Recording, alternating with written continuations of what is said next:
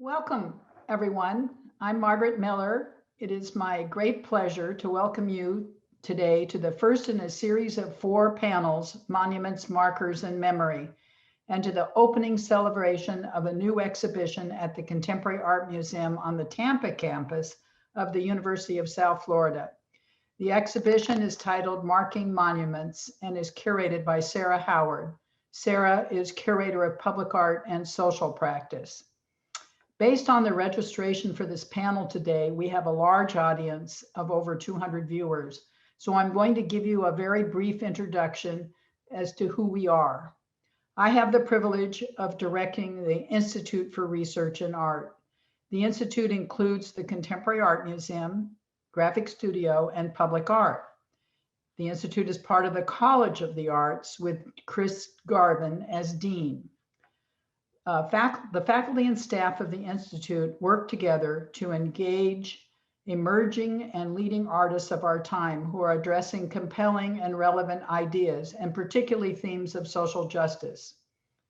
Artists are curated into temporary exhibitions, work as artists in residence at Graphic Studio to produce new work as print editions or sculpture multiples, and or may be commissioned for a special project in the museum or in the broader communities that we serve. The pandemic has required the Contemporary Art Museum to innovate new ways to offer our programs. And so Marking Monuments is one of 2 current exhibitions physically installed in the museum. The sister exhibition opened last night with a panel discussion. It is titled Still Here, the Griffith J. Davis Photographs and Archives in Context. While students and faculty may make appointments to see the physical exhibitions, the exhibitions may also be viewed virtually. The website includes related materials that introduce the artists and curatorial themes and a virtual tour of each exhibition. So please visit ira.usf.edu and learn more about these projects and other programs of the Institute. Up in the chat for this presentation today will be the links, but you can always just Google USF Contemporary Art Museum and find your way to information about our exhibitions and programs. This exhibition, Marking Monuments, that we celebrate the opening of it today, received support from the Andy Warhol Foundation for the Visual Arts, the Stanton Store Embrace the Arts Foundation, Art for Community Engagement, what we call our ACE Fund, and the Lee and Victor Levengood Endowment. We also received a general program grant from the Florida Department of State Division of Cultural Affairs. The USF Contemporary Art Museum works with a faculty advisory council from across the USF campuses and seeks partnerships to provoke interest and inspire dialogue for our students and in the larger Tampa Bay region. This panel today is the first of a 4-part series, Monuments, Markers, and Memory, that focuses on the critical exploration of power, politics, and activism around public monuments and memorials.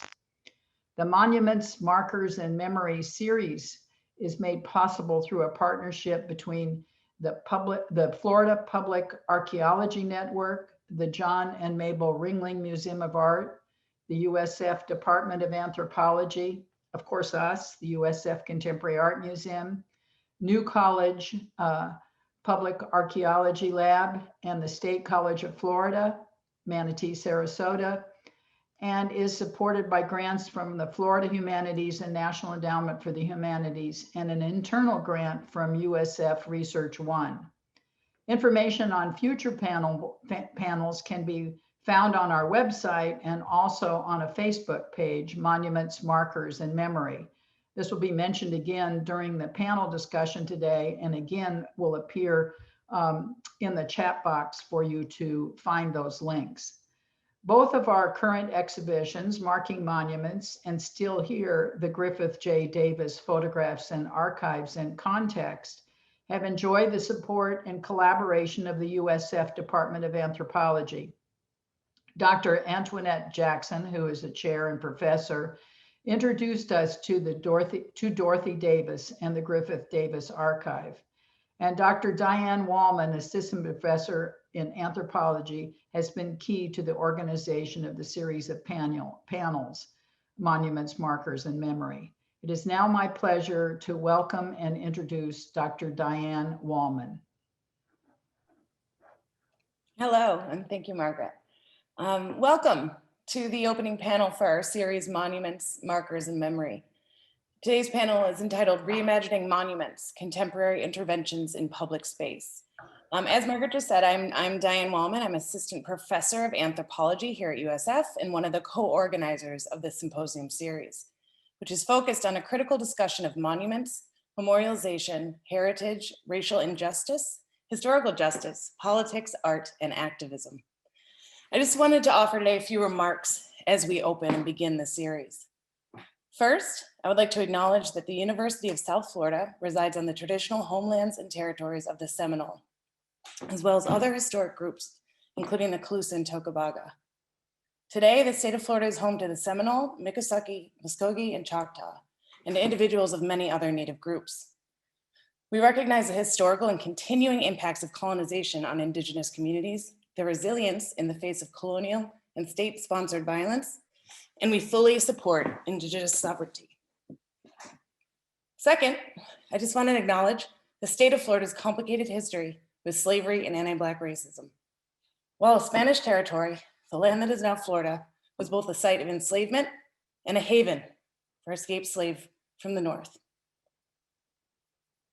Florida, however, under the control of the British and eventually the United States with a slave state. On the eve of the Civil War, enslaved African Americans accounted for 44% of Florida's population. Florida seceded from the Union in 1861, confirming the state's commitment to maintaining the horrific institution of slavery. Even after the end of the Civil War, Reconstruction and Jim Crow in Florida were defined by anti-Black racism and violence. This series and our collective consortium were formed around the idea that we need to actively confront these dark histories and legacies of settler colonialism and slavery. We must try to challenge and dismantle the revisionist and false narratives produced, created, and recreated by white supremacist ideology. Our particular focus here is on colonial and Confederate memorials, monuments, iconography, and symbols. After seeing John Sims, one of the panelists today, and showing his work in the exhibit, wrote an op-ed on the Judah P. Benjamin Monument and Confederate Memorial at Gamble Plantation, which is in Ellenton, Florida, in the Tampa Bay Times, I reached out to him. And we began conversations on our shared concerns over the Confederate Memorial at the plantation. From there, grew a consortium of individuals and institutions dedicated to creating a multivocal and transdisciplinary collective to work towards historical justice. Through these panels, we hope to highlight the voices and histories that have been systematically silenced. It was serendipitous that John was an incoming artist in residence at the Ringling Museum, focusing his performance piece in part on Confederate iconography. It was further fortuitous that Sarah Howard and the team at USF Contemporary Art Museum were developing this exhibit marking monuments, which some of today's illustrious panel are showing in. If you haven't had a chance to check out the virtual tour yet, which is what my image is from, I highly recommend you go on the USF Contemporary Art Museum website and take the tour of this powerful exhibition. So through these events, through this series, we hope to begin an honest, insightful, and productive discourse concerning the role of art, activism, and academia, and how we might reimagine, respond, recover, and redress who and what our society memorializes, what stories are celebrated, and what stories are silenced and erased through the construction of monuments and markers. So I'd like to once again welcome everybody. I'd like to thank Margaret Miller, Sarah Howard, and their team for organizing this wonderful exhibition and panel. Like Margaret said, check out our Facebook page for the other 3 upcoming events that will be taking place over the next 2 weeks. And please enjoy the inspiring discussion today. Thank you.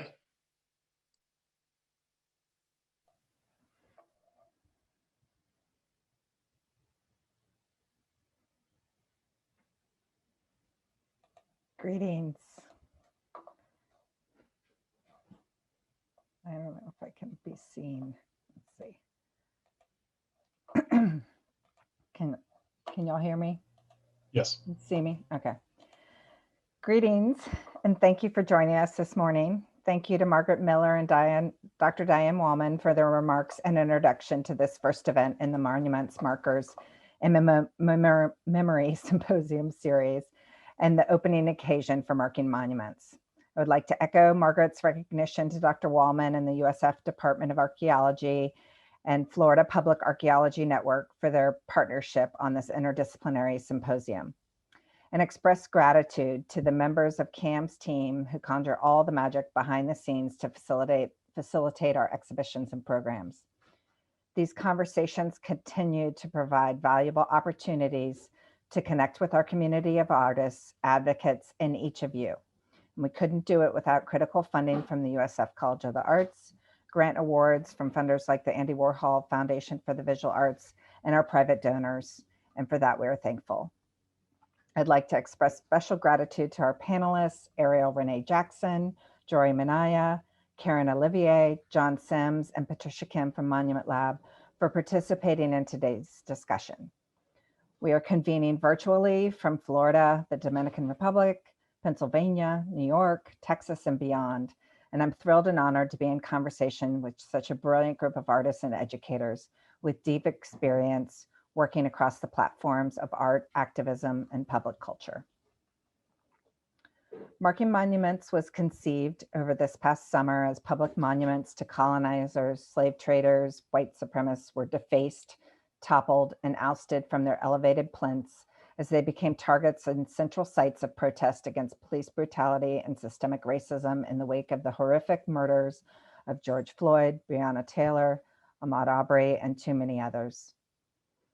Engaging with the global dialogues, confronting and dismantling colonialist and anti-Black monuments, markers, and memorials in public space, the exhibition presents a selection of artists' installations and interventions that challenge, erase, and transform dominant histories, offering reimagined representations for equity in public culture.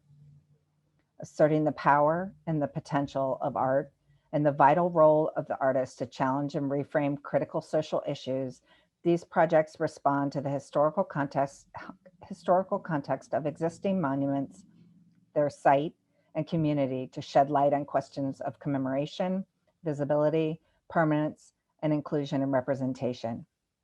Who is responsible for inscribing public space? Who is being honored and how? And how do monuments and memorials generate knowledge and memory of our past, present, and future? For those who haven't had an opportunity to view the Marking Monuments exhibition, I encourage you to visit the USFCAM website and explore the online exhibition platforms, including a navigable model of the gallery where you can view images and videos of the artists' projects and engage with Monument Lab's field trip hands-on activity guide to examine and envision monuments for your community. Today, our program will start with brief presentations from each of our panelists. Then we will engage in a moderated conversation before taking questions from the audience. I would like to invite our viewers to add any questions you might have into the Q&A window on Zoom or comment section on Facebook Live, and we'll be happy to get to those towards the end of the conversation. The panelists' bios with links to their websites and organizations will be posted in the chat for reference. In addition, live transcription is available for viewers using the Zoom platform. And I'd like to invite Ariel René Jackson to turn on her camera. Ariel René Jackson works across film, sculpture, and performance, exploring land and landscape as sites of internal representation. Jackson's work is centered in investigations of ancestral memory and knowledge and informed by their research on economic and social systems of segregation, cultivating intergenerational dialogues around themes of loss, transformation, and growth. Thank you for that introduction, Sarah. And thank you for including me in this exhibition, as well as thank you to the faculty and staff of the University of South Florida Contemporary Art Museum. I'm excited to be in conversation with all of the artists here whose work I'm very thankful for. My name is Ariel René Jackson. I'm a Louisiana native, and I'm a multidisciplinary artist. My practice, as stated before, explores concepts of belonging and how culture is learned by way of repurposing objects. I respectfully acknowledge the Tonkawa and Humanos people who have stewarded the land currently occupied by myself and other residents of Austin, Texas, throughout the generations, and the Comanche and Apache people who have moved through this area.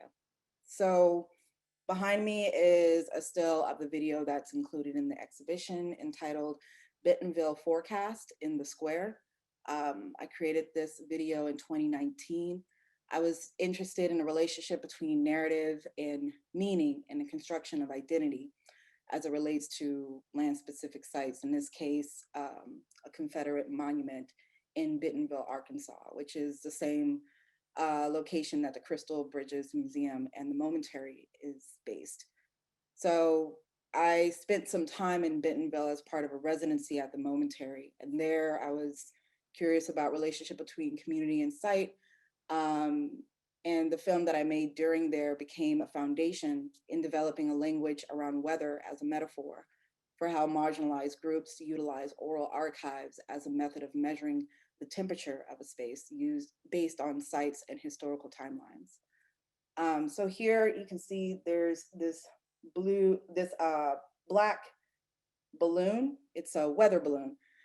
And my interest in weather balloons goes back to my previous work where I was very interested in circular shapes as they related to the African diaspora. And I really wanted to play around with what kind of physical objects I could create. And when I came upon the weather balloon, during my time at Skowhegan, I really sort of thought more deeply about what that object is. And so weather balloons are used to carry instruments that send back information on atmospheric pressure, temperature, humidity, and wind speed. Meteorologists can use this information to make forecasts and predict storms. As it rises into space, it expands until it explodes and falls back to Earth.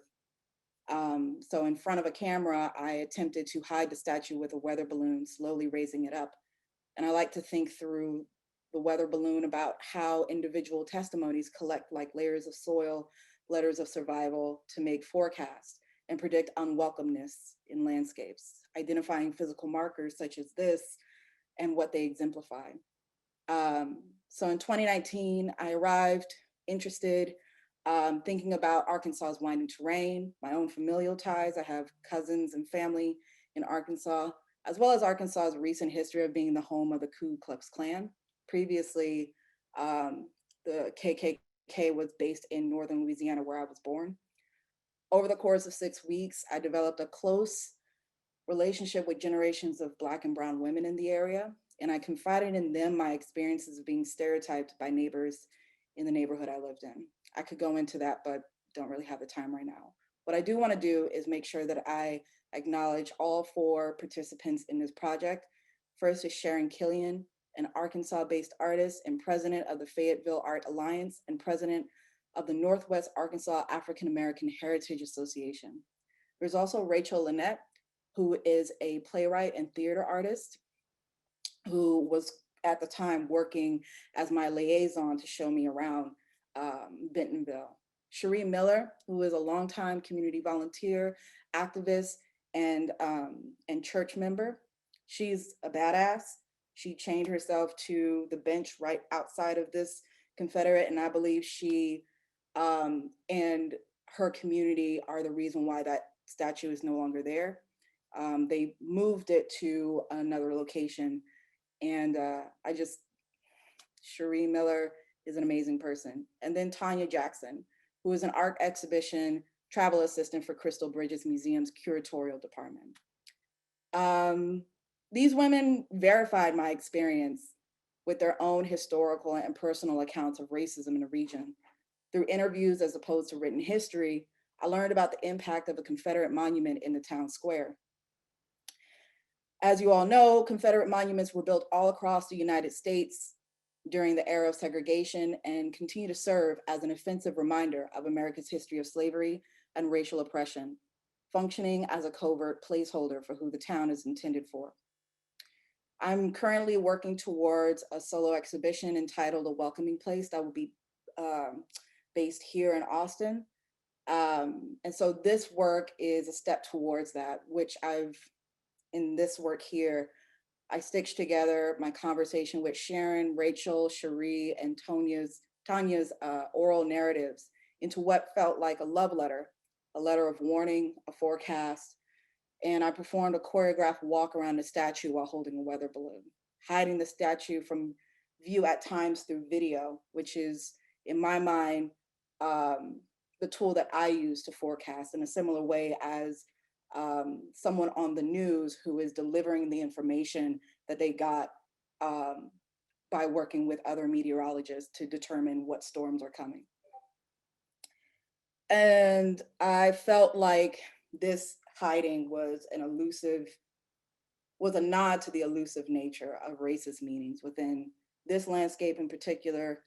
But my intention is to hopefully travel to other locations and sort of kind of like the garden gnome that people would like, oh, he's here, he's here, he's here. Something like that is my intention, and sort of developing, and not sort of, but developing an archive of information to really more accurately, I feel, describe what a place is at the moment. As a native New Orleanian, Louisiana native, I feel strongly about listening to community in addition to written information and facts. I experienced Hurricane Katrina. A lot of conversations were being had before the hurricane happened. And it felt, looking back at the before and aftermath of Hurricane Katrina, it felt like the community really had to look out for themselves. When my community was suggesting that there was a bomb at the levee, and that was dismissed by academics because they said it wasn't factual, it made me question what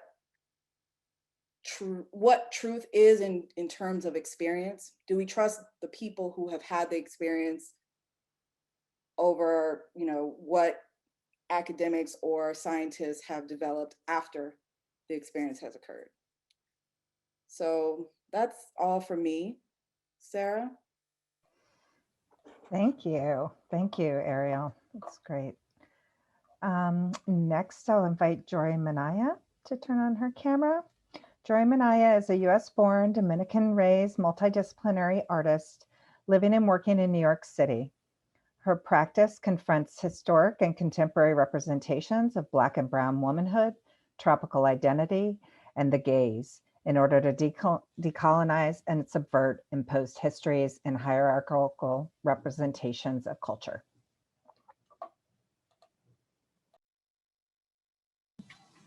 Hello, everyone. Thanks so much for having me here, for giving me the opportunity to speak in further about my work, and for including me in the show, which looks really fantastic on the 360.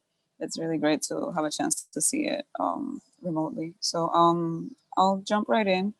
I'm gonna be talking about my series, The Cloaking, which has taken place in one form or another now in 3 or maybe actually 4 locations.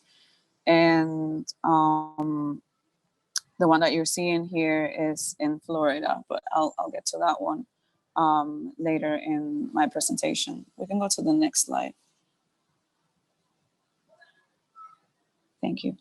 So the image that you're seeing is a Photoshop montage of a statue that sits in front of the governor's house in Nassau in the Bahamas, of Christopher Columbus. And I was invited to the Bahamas in 2017 by the National Art Gallery in the Bahamas that was led at the time by Amanda Colson, and Holly Bino was curator there at the time.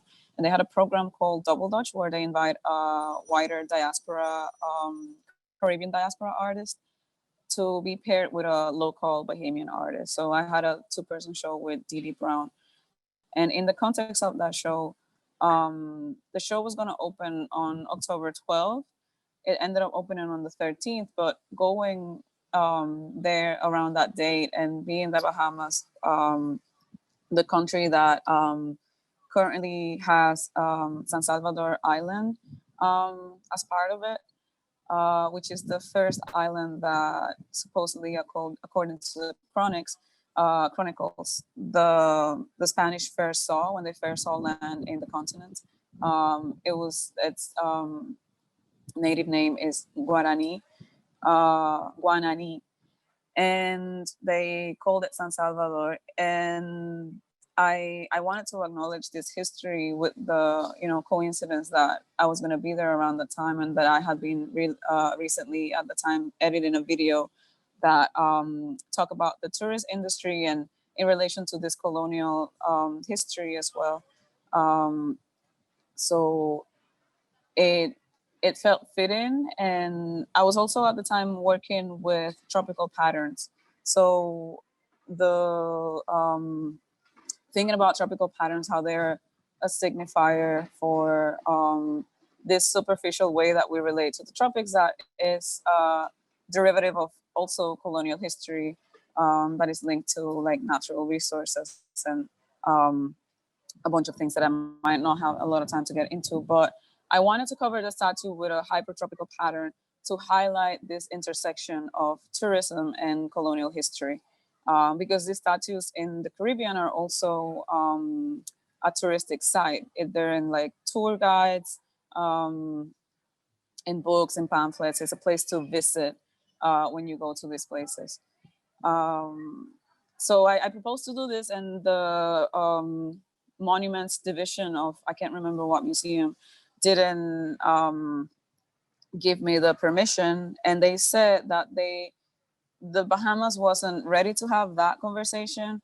And I felt that what they meant was this is like in the context of like after Rhodes Must Fall in 2015, and there was conversation about certain statues in different places that I think, I'm pretty sure that's what they meant. So what I did instead, we can go to the next slide, was printing the image, the Photoshop montage of what my installation would have looked like, and you can go to the next slide, and printed them as postcards and invited the audience to come into the gallery space and write down their opinions on my proposal.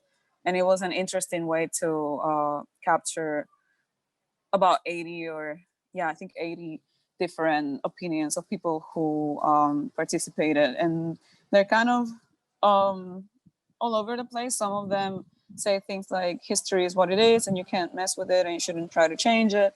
Some people are very passionately saying that the statue shouldn't be there and why is it there.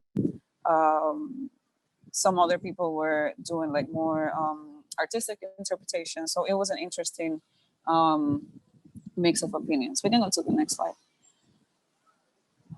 And then in 2019 in Miami, I had the chance to actually wrap some statues thanks to Fringe Projects Miami, which is Deborah Lehman, DiCapua, and Justin Long,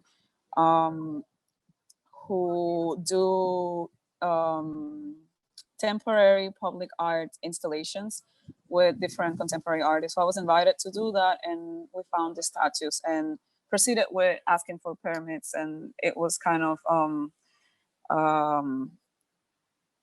an anxious process because we weren't sure if we were going to have the permit, but ultimately we got it. And for the occasion of getting this permit, instead of what I wanted to do in the Bahamas was using the same hypertropical patterns that I had been using in previous works, which were patterns that I appropriated that are already printed and commercially available and that you can buy. But for this occasion, after getting the permit, I reconsidered that, and instead I did research on kind of addressing some of my issues with these patterns, because they're kind of used regardless of location in the tropics to advertise different touristic destinations. But the flora represented in the pattern doesn't have much to do with the location necessarily. So I wanted to address that. So I did some research and try to find plants that highlighted some sort of stories of resistance to this colonial history. And I found quite interesting plants. I think you can go to the next slide. Oh, you can go to the next slide again. These are some of the images that are in the show right now. This one too. This is Ponce de Leon. The previous one was Christopher Columbus. So we identified those two statues. And you can go to the next slide. And that should be, the next slide should be, yes, a close-up of one of the patterns. So Ponce de Leon, I found, was struck by an arrow that was poisoned with manchineel, which is the plant that you're seeing now, the main plant. There's another plant in that pattern called kunti or samia. But the main plant is manchineel, which is a very toxic plant. I think it holds the record of like the Guinness record of the most toxic plant in the world. That the Calusa natives of South Florida used to poison their arrows, and they used it against the Spanish invaders in the 1500s, 1520s, I think. And so I was really excited when I found this fact to use this plant and use this kind of like botanical depiction, like very realistic type of depiction of the plant, which is also like, if you think about botanical illustrations, they're also this colonial tool to assess newfound resources at the time. And the knowledge of those plants helped in the exploitation that happened in the Americas. So I was interested in using that language to cover this monument and cover the monument with something that was used by the people native to the place to defend themselves or resist the colonial process. And then you can go to the next slide, which features, which is showing a detail of the pattern that I designed to cover the statue of Christopher Columbus behind the amphitheater that is near Bayfront Park.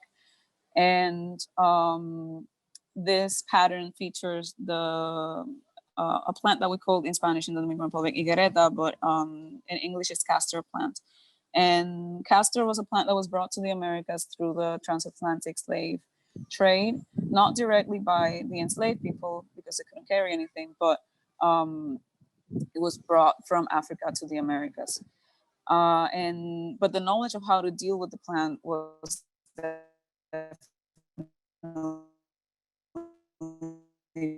brought by it's like medically, chemically, but also it's related to ideas of healing in the sense of like spiritual healing and cleansing, getting rid of bad energies and all of that. So I thought it was especially fitting for covering a statue like Christopher Columbus's statue.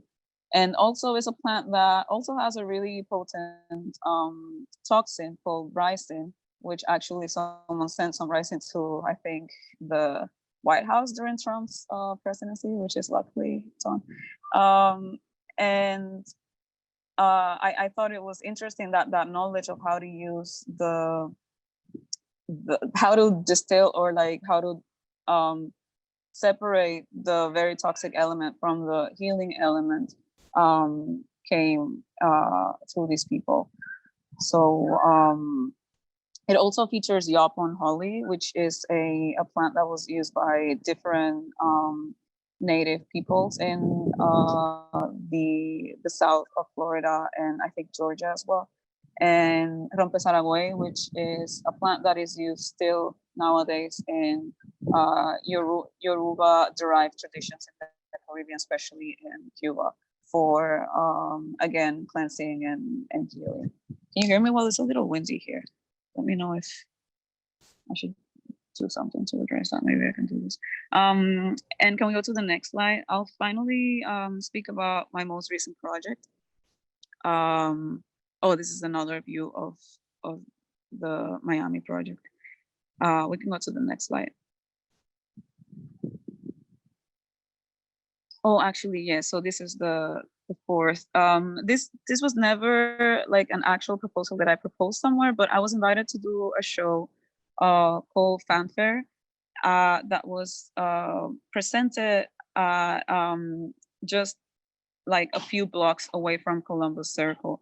And I wanted to, of course, I'd love to cover this monument, but I haven't done the proper research to find the plans that were more fitting for having this conversation in New York City. So I adapted a previous design just to get an image, because I think there's something really powerful about imagining this cover monuments, even if they don't actually get to be covered. So the show was like in location wise very near where the statue is, so I thought it was fitting to have this conversation. We can go to the next slide. And this was another one that worked like the first proposal in the Bahamas, where I didn't get to cover a monument, but we can go to the next slide. But I got to print postcards and invite the students of Fordham University, which has the part of their campus here, to have this conversation in relation to this site that is near their school. We can go to the next slide to get to the final project that I was talking about previously. So this is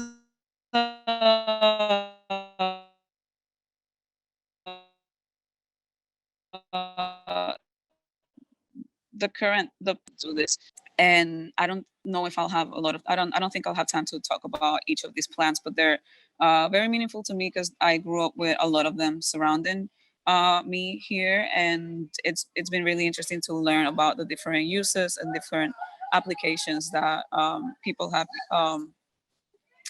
used these for. Sorry, it's a little loud here. You can go to the next slide. So I designed this pattern to wrap the statue of Christopher Columbus in a very important plaza in the colonial zone in Santo Domingo, which is like, it has all of these very old monuments, including like the first everything of America, the first cathedral, the first whatever. And it's all, of course, built by enslaved, the labor of the enslaved and the labor of the indigenous people who perished in this process. There's different theories, but up until recently, it was widely accepted that the Taino people, which is a very generic name for different groups of people that inhabited the Caribbean before colonization, that the Taino people perished during the first around 100 years of the colony, and that's why slavery began or became stronger, because it was originally to replace a population that was massacred basically. And but anyways, this is an interesting iteration because I did the proposal. I was working with an institution here, Centro Leon, and the proposal is actually will be shown in their biennial, which opens next week. But we never got the permit. However, I got the support from one politician named Mario Sosa, who is a local regidor. I don't really know how to translate this. Yeah, I don't know how to say regidor in English, but and he said, well, we didn't get the permit, but let's do it. So he supported me in doing this basically illegally. So that's us installing, and you can go to the next slide. And finally, that's what it looked like. It's very different from my previous installations because I usually sew a bodysuit that is very fitting to the statue in order to also subvert those kind of visual signifiers of this monument, because they're very intentional, right? So I'm also trying to be intentional in what I'm doing to the image of the monument. But in this case, because it was without a permit, it was basically a giant blanket that we wrapped around the monument. And this has also been interesting because in the last like 5 days, this was last Monday, in the last 4 or 5 days, it's been very interesting to read like all sorts of news and like social media accounts for very visible platforms discussing this and seeing the comments. It's been both hopeful and kind of like scary to read the things that people say, but it's been very interesting to read the conversation and have people have dialogue about this. This statue is particularly insulting because it has, I don't know if you can see it, but maybe you can zoom in, but there's a statue underneath Christopher Columbus, which is high up there.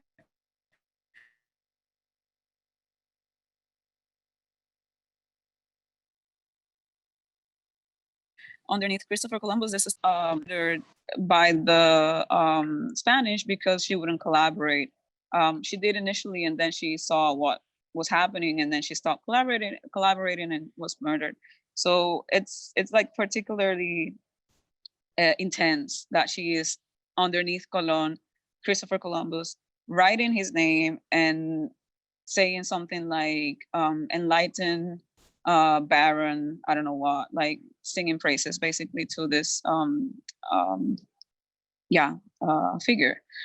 So that was also part of the conversation that we wanted to have. And it's interesting that a lot of the comments of people revealed that they didn't even know that that was Ana Caona underneath Colón. So it's interesting. Okay, I think I'll stop here. I probably went over a little. Thank you so much. Thank you, Joiri. Thank you for that. All right, and next we've got Karyn Olivier. Karyn Olivier is a Philadelphia-based artist and educator who creates public art, sculpture, and installations that expose social, political, and economic contradictions and the residue of slavery in contemporary culture. Olivier's work often explores public versus private space, revealing opportunities for expanded approaches to accessibility and inclusivity.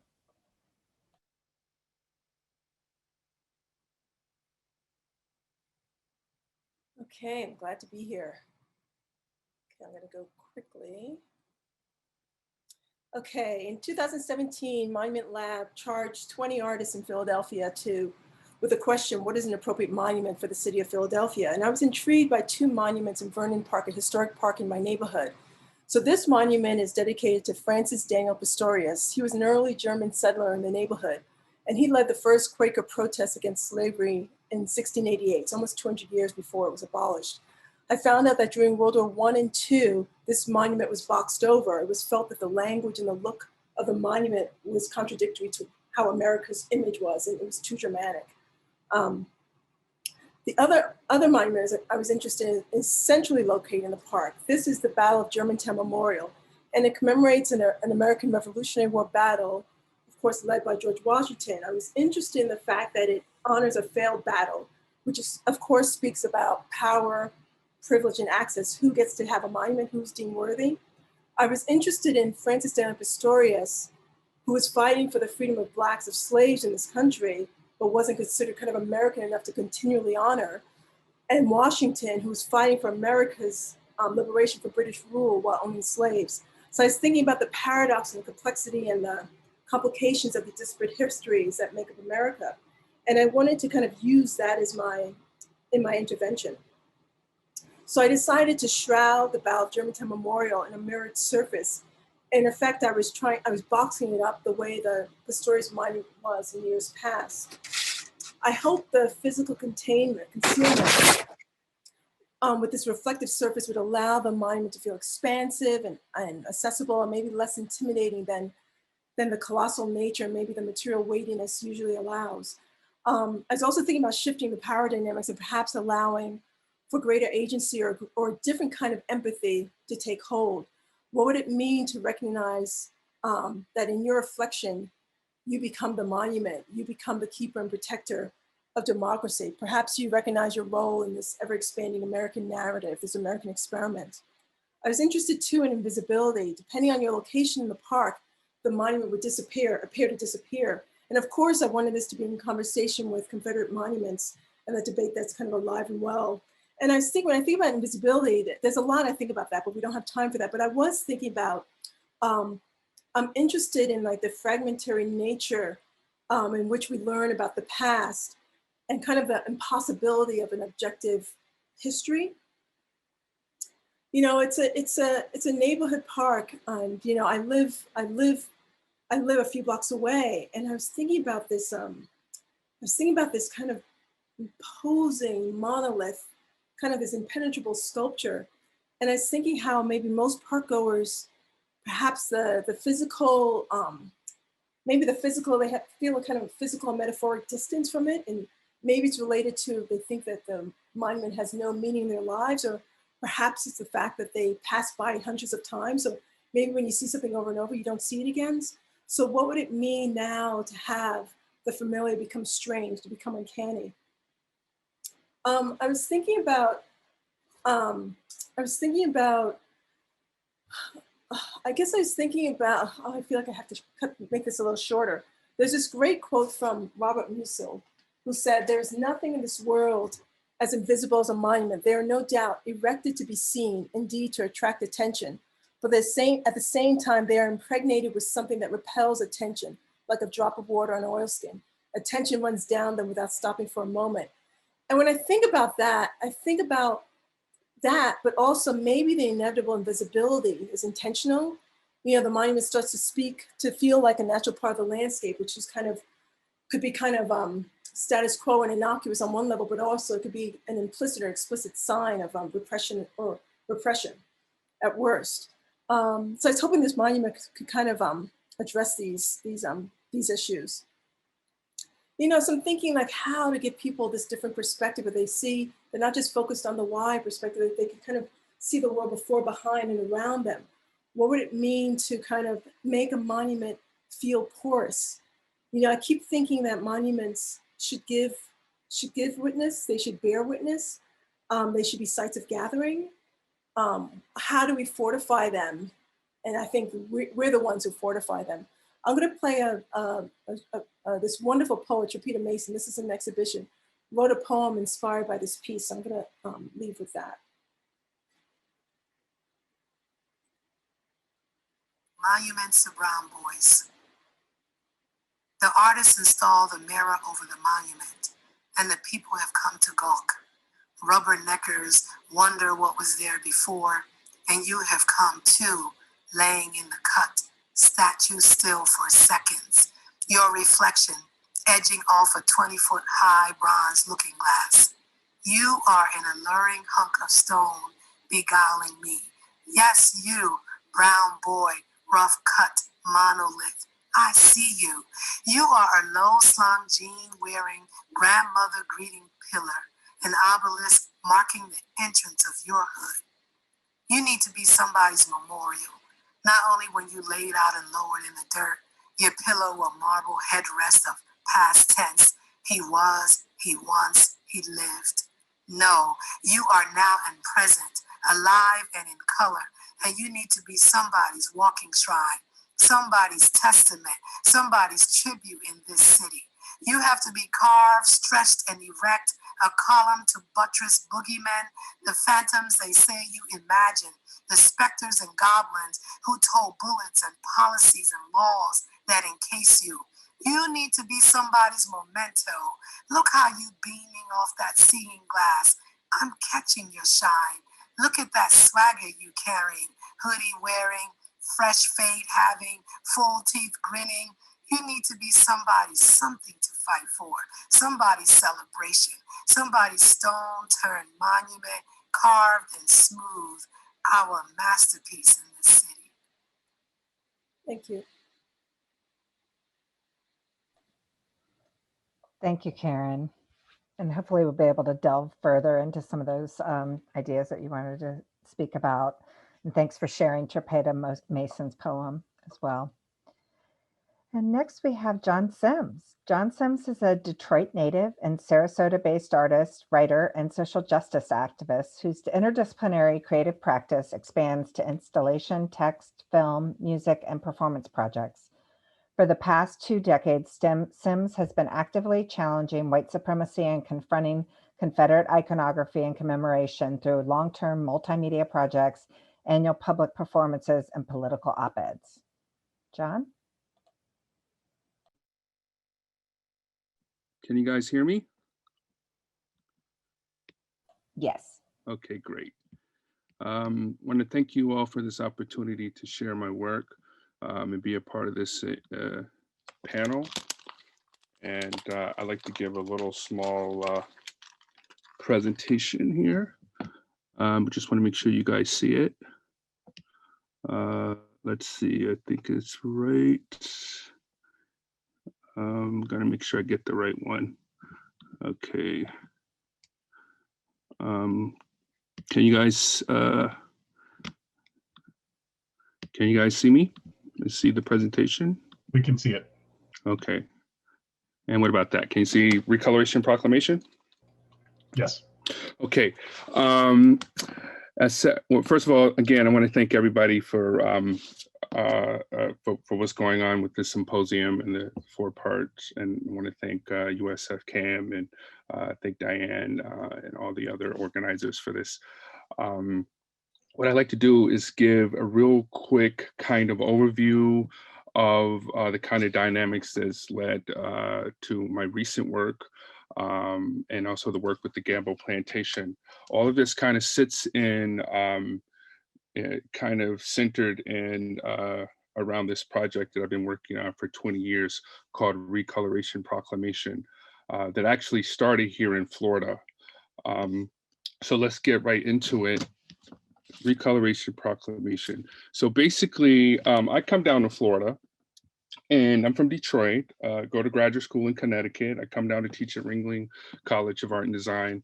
And I'm just amazed to see the incredible, rich landscape of Confederate iconography, from flags, bumper stickers, and so forth. So I ended up responding to these flags by doing kind of a recolored version, first as a bumper sticker, then as a real flag.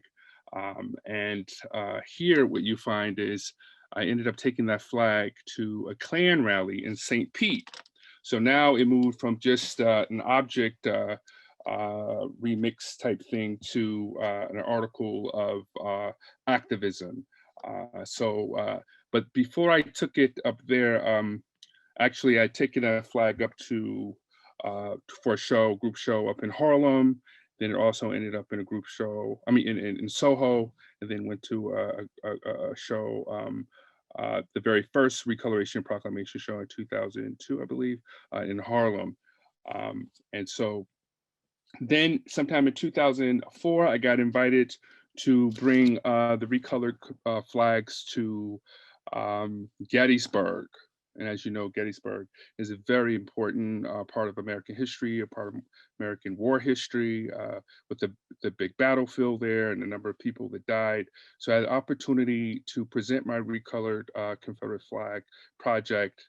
And up until that point, the flag work had been kind of, how should I say, maybe confusing, because seeing the Confederate flag, black, red, and green, you didn't know exactly what that meant.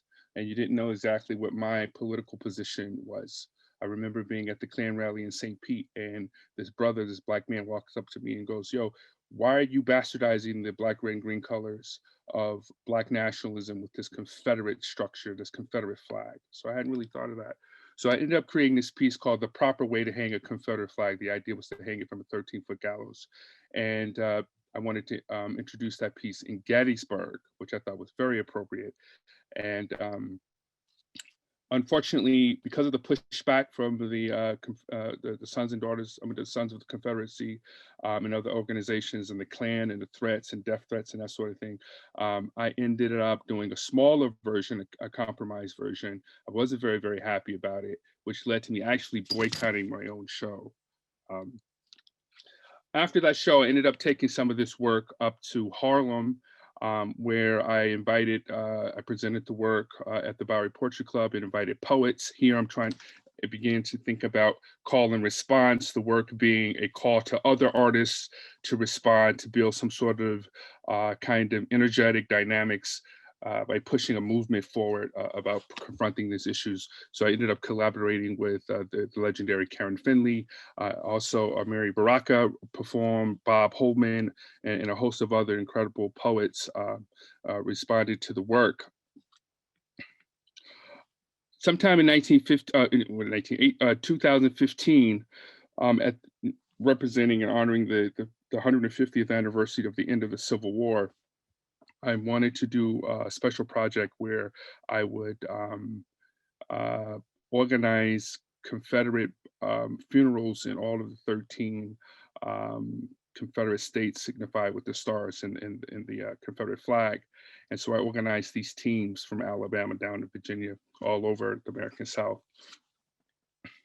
And so creating posters, artists, organizing artists, organizing the writers all over the South, and to create this simultaneous Confederate flag funeral on Memorial Day in 2015. Now, before 3 or 4 weeks after that, that's when we had that incredible, terrible, horrific murder, church murder in Charleston at the AME Church.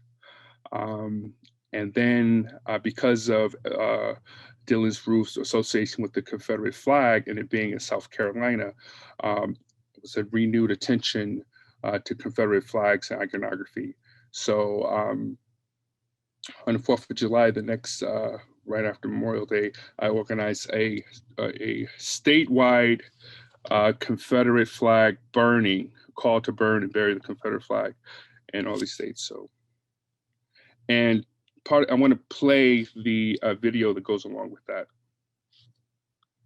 It's very short. John Sims Projects presents the Confederate flag, burn and bury digital support kit to remember the slavery and to honor all the soldiers of justice who have fought against slavery, Jim Crow segregation, and contemporary white supremacy. There is a call to burn and bury the Confederate flag all across the United States of America every year on Memorial Day. To make your Confederate flag burning and burial a more stimulating and meaningful experience, we are offering absolutely for free a digital support kit. First, you'll get a printable 8.5 by 11 Confederate flag. This is ideal for all of you out there who refuse to buy a Confederate flag or cannot find one because they are all sold out. Also, you get a copy of John Sims' Gettysburg Redress, a rewrite of Lincoln's famous Gettysburg speech. This is a perfect text to read during your burning. What would a Confederate flag barbecue be without music? So we have included a hip-hop Dirty South blues spoken word remix based on John Sims' rejected LA Times op-ed piece, a perfect listening companion to your burning and burying. Then you get a commemorative, printable Afro-Confederate battle flag so you won't ever forget that Black lives must matter, even in the most insensitive places. And lastly, but not least, for all you creative folks who might get the urge to recolor the damn thing after you have done all that burning and burying, you get a printable outline of the Confederate flag. To download your free digital support kit, go to burnandbury.org. Right, so I do this every year on Memorial Day, and I've been doing it since 2015. I also like to mention, out of the 13 groups that have organized, some very really great activism has come out of it. To take them down, NOLA, those guys that started that were actually part of my group that burned the Confederate flag right there on General Lee Circle, and which actually inspired them to go ahead and turn their attention to Confederate memorials. Also, this is a picture in South Carolina at the state capitol, where I organized a burn and bury, basically the first one, 2015. And you see in the background, there's the Confederate flag right there that's very famous, and it was brought down, I think a week later. So we burned the flag there, right there at the Capitol, South Carolina. This is a picture in Detroit. We also did a burning. Then in 2017, because I wasn't able to hang the flag the way I wanted to, in Gettysburg, I had the opportunity to do it at the Ohio University as an outdoor installation, because that's how it was designed to be in Gettysburg. It was brought in because of issues around safety and security, and all other kind of reasons. And so this is the poster for that event, and this is actual installation shot. This was also coupled with performance, this idea of hanging the flag, bringing it to justice, and creating a performance around that. And shortly after that, I ended up doing a kind of civil reunion performance piece, where the idea was to take a Union, a Confederate soldier, to work to get married in San Francisco at the state capitol. We did a kind of an engagement party that was officiated by the legendary Annie Sprinkle. And this is part of the wedding photos there. I'm also a part of this project. I did the Afro-Dixie listening or CD project, where I took the song Dixie and redid it in the key of Black music and all these different various Black musical forms, spiritual, gospel, jazz. This particular work will be showing up in the Dirty South show at the Virginia Museum of Fine Art, curated by the great Valerie Cassell Oliver. This work will be presented in the Confederate chapel there on the grounds at the museum. I'd like to mention that this work here took 13 years to do, featuring local musicians and folks right here in the Sarasota area. And this listening parties where I've gone throughout the country and invited poets and writers to respond to various tracks is another way to engage the community and other artists around the work. And that's been pretty much my focus, is stimulating and engaging other artists to create a maximal kind of community engagement. So in 2020, basically real quick, in 2020, I did my Burn and Bury project. It was an online event, obviously because of COVID. But if you remember, Memorial Day last year, in 2020, was the same day that George Floyd got murdered, almost right during our performance time, which is really incredible and haunting. After that, I wrote this op-ed piece, the Orlando Sentinel, open letter to the police addressing that. And then that moved. After all the protests around George Floyd's murder, there was an issue that moved from police defunding to white supremacy and articles of white supremacy, and looking at memorials and monuments. And so I started looking at the kinds of things right here in Sarasota, which included a marker here dedicated to Judah P. Benjamin, who was the former Secretary of State of the Confederacy and who fled and actually left the US from Sarasota. So I wrote a piece basically identifying this issue and that marker needed to come down. Then I ended up starting this sort of petition to address the Confederate pro laws on the Florida books. One, there's a law, I don't know if you know this, but there's a law that prohibits the desecration of the Confederate flag, plus various celebrations, legal celebrations of Confederate heroes like Jefferson Davis and General Lee and so forth.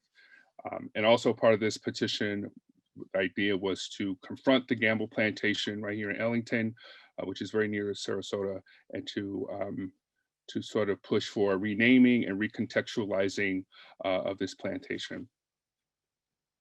And so there was a number of op-ed pieces that I wrote. And so using the op-ed landscape and page as a way to promote the work, promote the visuals, promote the activism around the work has been proven to be a very, very important way to connect and build community and build activism. This is how I met Diane, by writing these articles, and she's reaching out to me, and therefore now we have a symposium. So out of the work with the Gamble Plantation, going there with, and during this time, I'm also, artist in resident at the Ringling Museum, going to visit that with, as an artist in resident at the Ringling with Elizabeth Dowd, who's the curator of the program that I'm in, and just casing the space and looking and just putting me in this kind of thinking of how I would reimagine this space as a slave memorial, as a place to celebrate and identify the legacy and history and stories of these haunted places and spaces.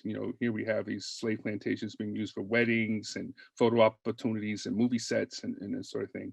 And so this was a way to think about it. So here we have a marker where I kind of recontextualize some of the language, the Black, Red, Green Confederate flag, which is the very first thing, part of my Recoloration project. And then over to the left, you'll see a Black obelisks, which have the names. So here we see some of the elements of this reimagined slave memorial, the gigantic flag that can fly over the space, the written marker, and then this animation, including the obelisk. And the obelisk looks like this. And this is very, with the names of the last slaves that were on that site, on that plantation in 1860.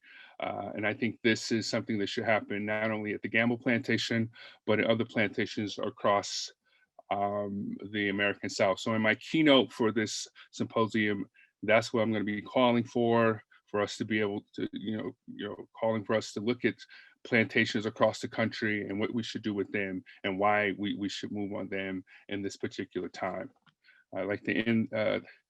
Now, also a part of my work, this is the ending of the 20-year project, Recoloration Proclamation, but it's also this idea of flying this flag over plantations. This leads us to this newest and last piece of Recoloration Proclamation, which is a 24-foot by 24-foot Afro-Confederate battle flag, which now is hanging at the historical Oslo Theater at the Ringling Museum, which was a part of a performance that I created to deal with some of the main issues of 2020. And that leads us to the last slide here, which is this broadcast 2020 Divisions of America, which includes and features this gigantic Afro Confederate battle flag. And we're going to be doing a broadcast tonight at 7:30. If you're interested in that, reach out. And with that in mind, I want to end my presentation. Thank you. Thank you, John. And now we have Patricia Kim. Patricia Kim is, John, do you mind turning off your camera? And Gotta find my cursor, sorry. Okay, Patricia Kim is an Associate Director of Public Programs and Editor of the Bulletin and Monument Lab, and Assistant Professor and Faculty Fellow at New York University's Gallatin School of Individualized Study. Monument Lab is public art and art history studio based in Philadelphia. Recently awarded with a major grant from the Andrew W. Mellon Foundation to produce an audit of the nation's monuments, Monument Lab works with artists, students, educators, activists, municipal agencies, and cultural institutions on participatory approaches to public engagement and collective memory.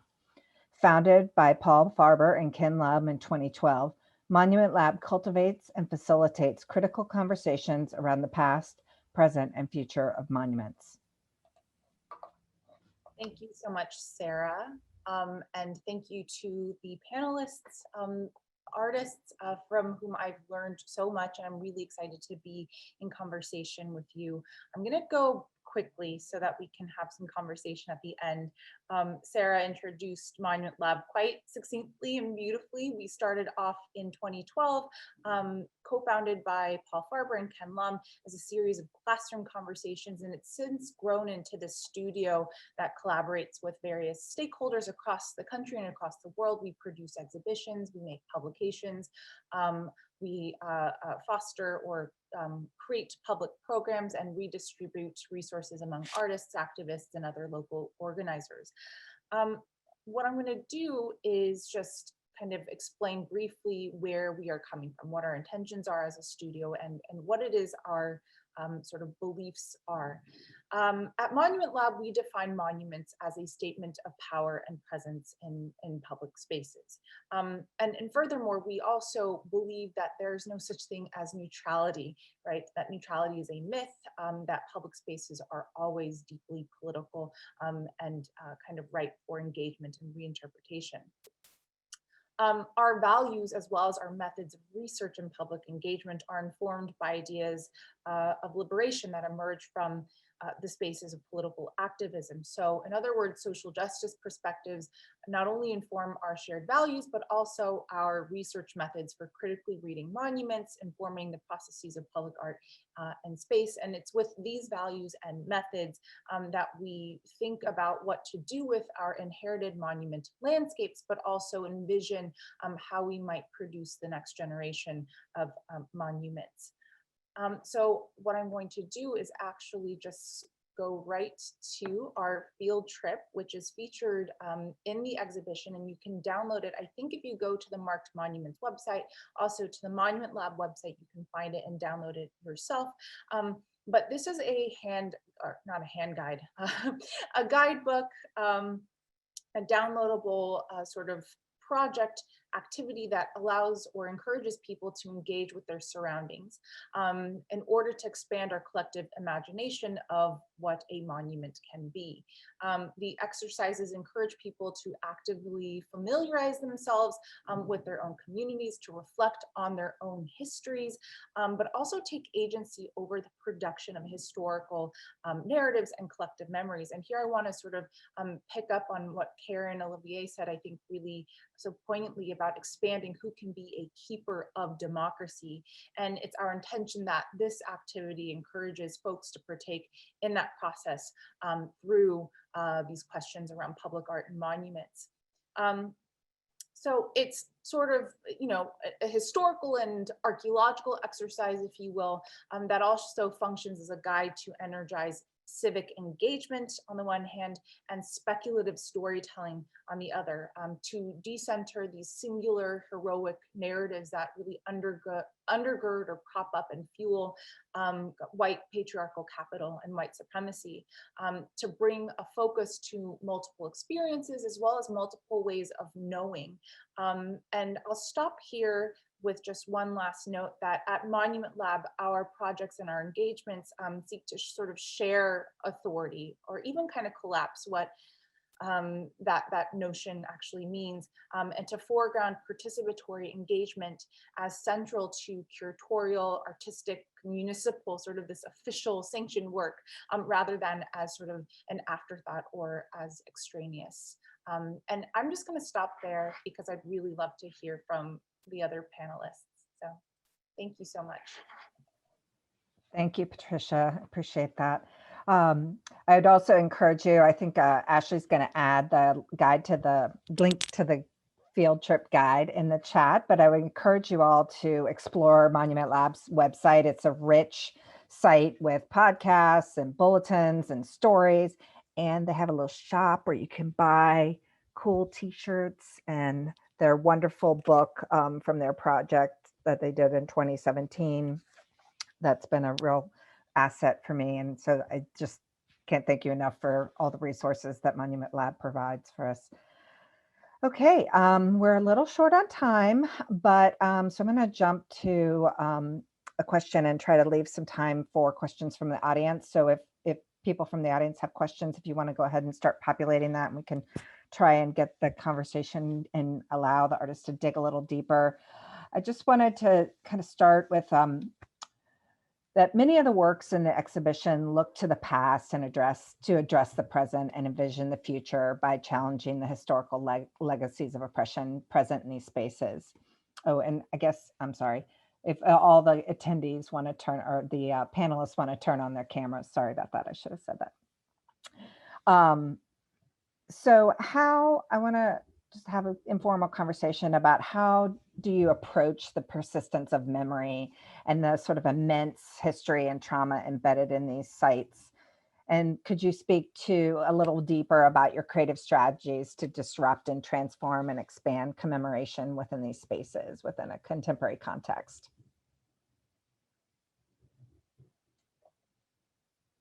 Does anybody care to start? I'll start.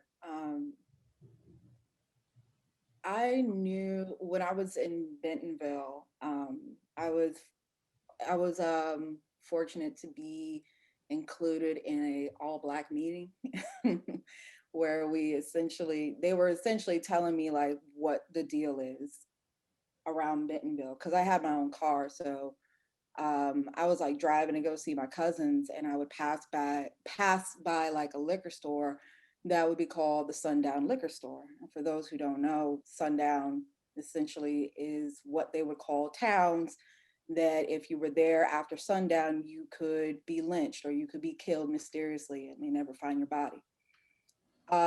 So when I was doing this intervention, at first I felt really bold and I was just gonna, not ask permission and just do it. But I think after that meeting and after really like realizing where I wanted to be more inconspicuous for my own safety. So, I mean, me performing in front of the Confederate statue, if you're there while it's being recorded, which there were people coming up, kids coming up, because it's a big balloon, a lot of people, just thought it was like, okay, something artsy and weird. I don't know what it is. And I welcome that as my strategy, because I think it allows me to be safe. I don't want to die for my art. I mean, kudos to John Sims for like going there and being in that space, because that's badass. I couldn't do it.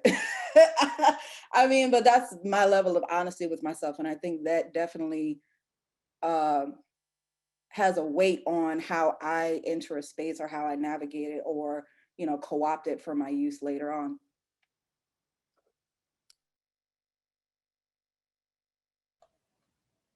Thank you, Ariel. I know, Karyn, you had kind of had some more digging that you were going to expand on into these ideas about invisibility and Yeah, I mean, I live very close to Vernon Park, and now I just moved onto Astoria Street, named after Astoria, which I love.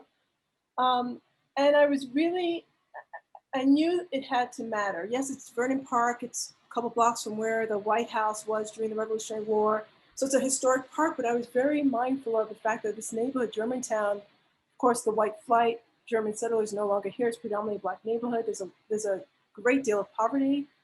And I remember the day I was very aware of what can I make that could be, I wasn't in the historic touristic parks downtown where you'd have tourists coming. So I focused on, this has to be for people who live here. So that kind of changed my thinking. I say, okay, they pass by it every day when they're going across there to Mickey D's. So how can I make you keep seeing it anew? So the idea of like, and then I also wanted to deal with it. I was so frustrated that Francis Monument was in the corner of the park that should be, the monument that should be centrally located, that actually has real meaning, was in the far corner. So I was like, how could I like make these conversations happen? But this really started with initially me thinking about, I'm sorry, I'm long-winded, 16th century talking statues of Rome. I kind of always think about those, where there was these 8 statues where they became the spokesman for the people. People post notes on them. So you had this thing of different authors, different times happening, these conversations happen. So I'm always thinking about how do I make work that could be in conversation with other things, be it other objects. But when I started installing it that day, I had this guy come up to me. He was pissed. Like, it wasn't even a joke. He was pissed. He's like, how much did this cost? $25,000? I said, pretty close, 28. He's like, don't you realize people are starving right over there? I'm like, yes, because I live 2 blocks right over there. So I actually had to stop install. Like, I couldn't install. We sat down and talked for like 3 hours. And I was saying things like, I understand art is not going to solve poverty. It's not going to solve shelter, but what does it mean that we could see ourselves in our beauty? Why can't that be here? Why does it have to be in Society Hill or Rittenhouse Square? Why can't we have this space for us? So what does it mean to have this reflection back of you? And I think like we talked and there was something in realizing that I'm not claiming that this is going to do something, but what does it mean to, first of all, have an object that's always never sitting still? And I always think about monuments as this perpetual resolution. I mean, that comes from James Young. Like, what does it mean for it to not be resolved? What does it mean for it to be porous? What does it mean for it to always be shifting? You're shifting and you're expanding every day the way this monument and its reflection is expanding and shifting. So in the end, I mean, he was like the number one guy. He's like, that's Karyn, she made that work. I mean, I had someone else say to me, they must know we're still here if they let this piece be built, because they know there's money. And this could lead to some sort of agency. This could lead to kind of actually money being fueled into Germantown, which is actually now happening. So no, it wasn't directly affecting, but it affected people emotionally. I mean, it never got graffitied and people thought it was going to be destroyed. They're like, it's a poor neighborhood. They don't care it's going to be graffitied. The only thing that ever was on there was a sticker of a smiley face. So it was this way of people realizing they talking about you make work that's political and you hope it actually means something, but they became the keepers and protectors of it. And they said that we have this value, like, yes, this is ours. Like, it wasn't mine, it was like, it was theirs. So, yeah.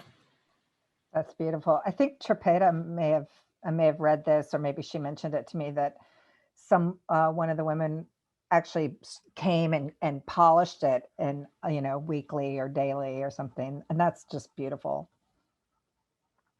I want to, maybe we can, Joiri or John, do you have anything to add to that? I might just address a couple of the questions that we have in our Q&A before we run out of time.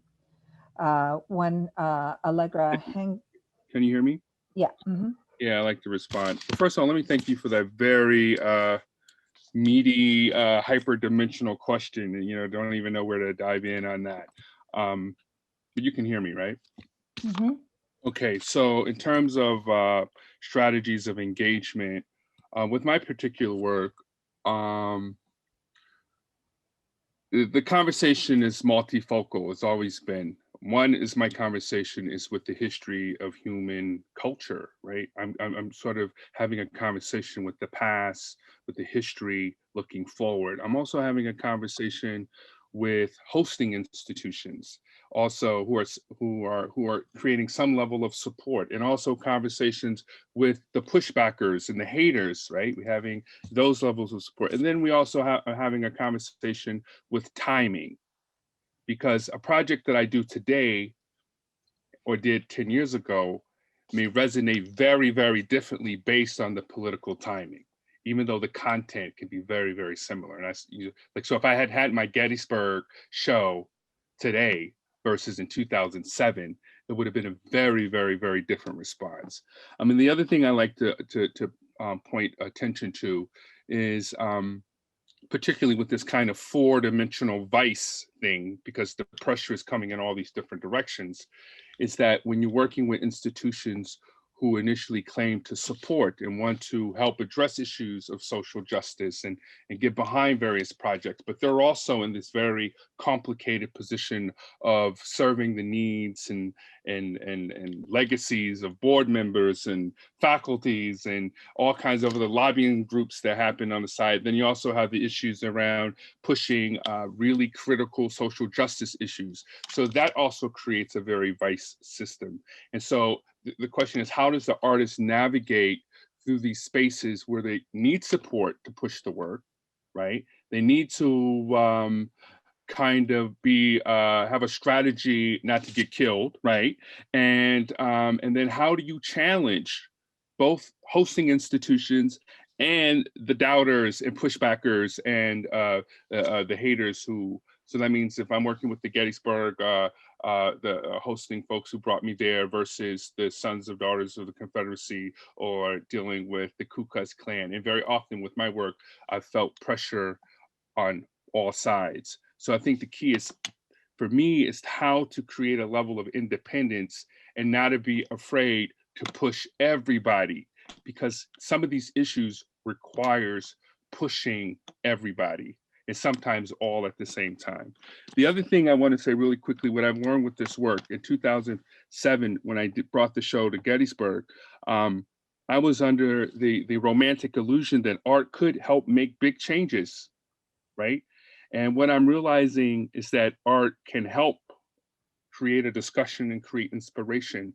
But what I'm finding, unfortunately, which is probably the limits of our contemporary human consciousness, is that it usually takes death to move the discussion. In 2015, when we started, there was a whole issue around the Confederate flag, right, in South Carolina. It was because 9 people got shot in a church. 9 people, 9 Black people got shot in the church. Now we're talking about Confederate iconography and pushback on monuments, well, in a big way. Why is that? Because George Floyd got snuffed out, and we saw that visually in real time in some ways. So this idea that death inspires in a different kind of way than art. And my hope is that as we become a more enlightened society, a more conscious society, art can be more inspirational in ways to move very complicated discussions in lieu of death. And so, so the work of the artists, the work of creative forces is still very much needed. It's so much more work to do. One thing I do want to mention in terms of some of the strategies is that with this Gamble Plantation and my petition, I've reached out to politicians. And I reached out to Tommy Gregory. We brought him down to the Ringling Museum, and we screened my Freedom Memorial animation. This is a Republican politician, and he was moved by this presentation. And now he's working, I believe, working on a bill to rid the Florida law books of Confederate statutes dealing with holidays and also pro-Confederate language. And so here we see that the art, public spaces, non-public spaces can create inspiration and emotional changes in individuals, particularly individuals who are in positions of power, to move the discussion forward in ways that needs to be moved. And so I think that's been one of the good things. But at the same time, I think it's very important for us to work together, because, you know, I've been working in isolation for a very long time, but the work becomes very important and massively on target when it's a group process. And now we're seeing that happen. The question is, can that happen without critical loss, death, and being inspired in that kind of way? So my hope is that these are some opportunities is to push these ideas, and that institutions, liberal institutions that support these kind of work, do it not because of massive social pressure, but they do it because of the virtue of the ideas and the real fidelity towards social justice, and have the courage to stand up when no one else is standing up at the moment. Because by the time everybody else is standing up, people have died, people have like reacting. And so I think this is a great opportunity to fortify some of this kind of commitment to pushing social justice issues on an institutional level, to the board level, to the administrative level, to support this when it's not easy and status quo and everybody's talking about it in the press. So that's my 2 cents. Thanks. That's great. I think Ariel has something to respond. Yeah, John, you got me hyped. I really appreciate that. And Karyn, I really appreciate your work. I feel like what I love about both of your works in the same space is that there is a language of care in Karyn's work, and there is a language of, you know, understanding our boundaries, our limitations, and what we have to surpass in order to actually enact some kind of change and realize where that change is coming from and where it's not coming from. And I like to think that every time I think about a project where I'm talking to Black or Brown communities, that I think about care first. And I think about, okay, a lot of these issues that are occurring are happening to us. And so how do we combat that with a level of care that still engages that conversation? And so, like, for me, I'm so focused now moving forward in developing an archive, and to really just, like, you know, continue developing our unique development of language in order to describe these increasingly difficult feelings that are a combination of, you know, this is my land, but also this is a land that is inhabited by people who don't want to see me alive. And, you know, that confliction I wrestle with all the time. But I think at the front of it is like, how do I protect my people? So, like, for instance, you hear the voices of all 4 women, but you don't see their faces, because I'm thinking about, like, you know, I'm very careful about the exploitative qualities of video and it being shared again and again and again. I mean, we've seen it, like, you know, like John said, it takes for oppressors to see Black people, you know, dying, protecting their family in order to have sympathy. And I'm like, how can we, all right, I'm not gonna continue to give that, even though apparently that's what's needed, but I really wanna make this work for my people. So you know what to expect when you go to Bentonville. Like, you know what they're saying. It's not necessarily me, but it's also like, I'm part of it. These women were looking out for me. And that is that's the emotion that goes into my editing. It's like, what did they say to let me know we love you, we want to see you protected, and also this shit needs to come down. So I just wanted to say that because both of y'all got me real hyped. So I appreciate that. There's a couple of really great questions from attendees, and this might be a good one perhaps for Patricia to address. Maria writes, how do the less creative, more logistical processes and structures commission host institutions affect the visibility of monuments? And how can we build greater equity into these dynamics? I actually think that this is another way of asking what you asked, Sarah, with regard to kind of which narratives are highlighted in our public imagination and in our public spaces. I think the problem with institutions, and full disclosure, I am part of an institution. Like, I'm at NYU, right? That is as institutional as we can get. And so I understand this. And I think the problem is it's multidimensional. There are multiple sort of temporalities. There are multiple kind of issues here. I think let me say it another way. I think with whatever site you're engaging or activating, or whatever public space you're engaging, there are multiple narratives. I think we know that. I think that's been established both by academics, but also by artists and activists. We all can, I think, agree on this.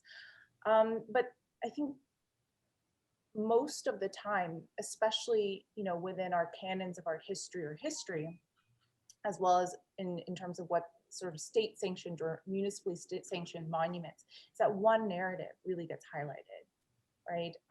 And so I think it's this sort of like, depending on honestly who has the political power and authority, who has the resources, that one narrative, dominant narrative, is codified and retold as if canon, as if law, as if sort of immutable and unchangeable. And so that's why I think like a lot of the artists on this panel use occlusion as a really interesting sort of aesthetic or political strategy to sort of like bring out the fact that this is actually what's happening underneath.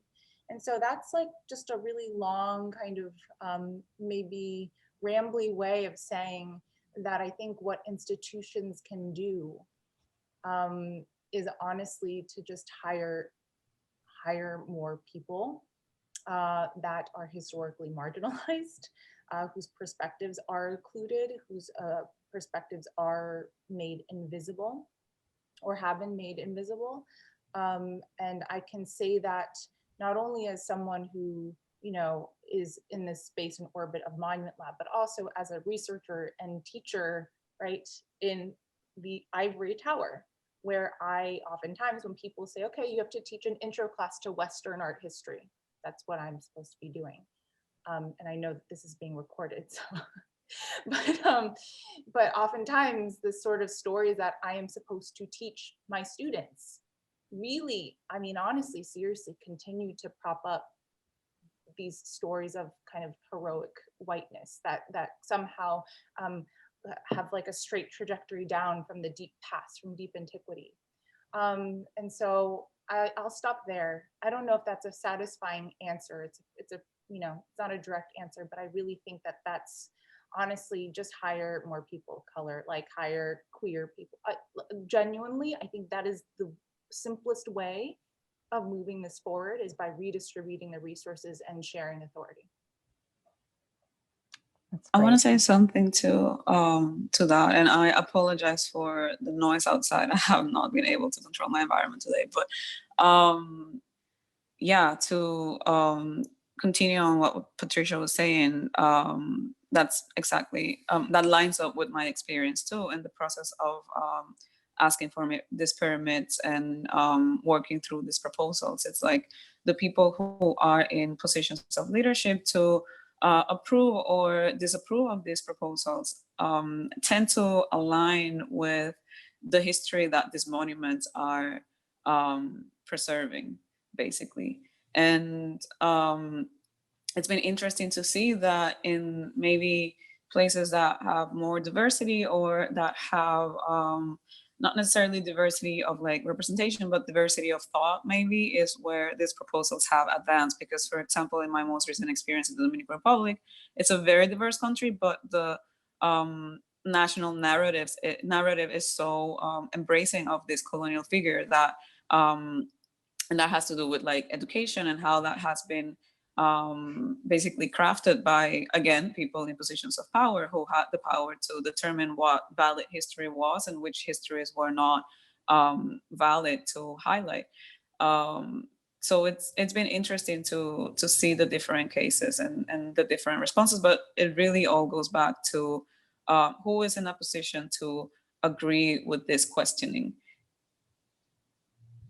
Yeah. And that sort of brings us to this another question from a panelist that asked about specifically Joiri's. They're asking if there's a difference in the reception of your work in the U.S. and the Dominican Republic. Yeah, for sure. Well, it's interesting. I mean, there's support and denial and disagreement in both places, and they're manifested in different ways and different degrees, and maybe even different. I don't know. I think it also has to do with the platforms where this was. Where the information about these proposals and these actions, this public art installations, temporary installations, were disseminated. Because, for example, in the US is the one in Miami, where it didn't have to do with Art Basel, but it was there during Art Basel. So people perceived it as something like more art in a way. In a way, it also definitely brought up interesting conversation, especially I think when I was there installing, because that particular one didn't have much of an outlet for me to hear people's opinions on it. We did have like hashtags and we try to promote it, try to find a way to have that engagement. But I think from all the installations, it's the one that has the least maybe documentation of that engagement. But while I was installing, there was definitely interesting conversation. Especially there was one Black man who worked for a tour bus that parked their buses right in front of the statue of Christopher Columbus because it's in a parking lot. And he was very engaged in this conversation, and he kept coming back every day while we were installing. He almost became a friend, and he was very vocal to everyone passing by. He was almost like my PR person. He was very excited about the statue, and that was really, really great to see. But like my access to that was based on me being there installing. Also, people who passed by were in objection to it, and they made it be known. One of the two statues, the one for Ponce de Leon, the fabric that I put on it was stolen on like the third day. And I had to go back to New York, sew it again, send it back, and have people install it again. And in that occasion, the label, we printed these labels and put it on the monument, were also smashed. So I think it was like a very specific action in being opposed to that installation. Recently in the Dominican Republic, I think like I'm still processing the conversation, but I've been really moved and excited about people who have been having these conversations about, yes, why do we have this here? Why is this indigenous chief figure in this position underneath Columbus? And who makes these decisions? Why is this here? And yes, it's in the colonial zone, but it was installed a century and a half ago. It's not 500 years old. So there's also a correlation because it's in the colonial zone. A lot of people thought it was, equal to all of this older architecture in age. So something interesting about this was not only how it was widely shared in like a very democratic spaces like newspapers and social media platforms like Twitter and Instagram of basically news outlet that are more contemporary and that are like younger people look at them, but they're ultimately news outlets. And the way that we thought about it, and we made like this carousel post on Instagram using like the 10 slides space to explain different points. And it was really interesting to, again, see how people didn't know the history of the statue. They didn't know it was there since the 1877. They didn't know that Anacaona is the figure that is underneath the statue, because even at the level of design, she's decorative at the level of design. There's this base, everything under the base gets like kind of blurred and you just see the statue above the base. So everything is very intentional. And we were breaking that down, and it was really interesting to see people, you know, learning these things for the first time. At the same time, there's also like a big, I wouldn't say big, but they're just very loud and vocal. There's like this new Dominican pride patriotism movement that links the figure of Christopher Columbus with, for example, Juan Pablo Duarte, who is a main character of our independence. And I say independence on quotes because yes, it was our independence, but the independence that the Dominican Republic celebrates is the 1844 one, which is our independence from Haiti, even though we had a Spain take over again after that, and there was another independence in 1865. So even that history and how that is promoted as like the story of the nation and linked to patriotism is obviously, you know, there's intentions behind that. And going back to Columbus, people link, not people, but well, yes, people in the Dominican Republic in general kind of vaguely link him to all of these other prominent figures in history, but specifically people who are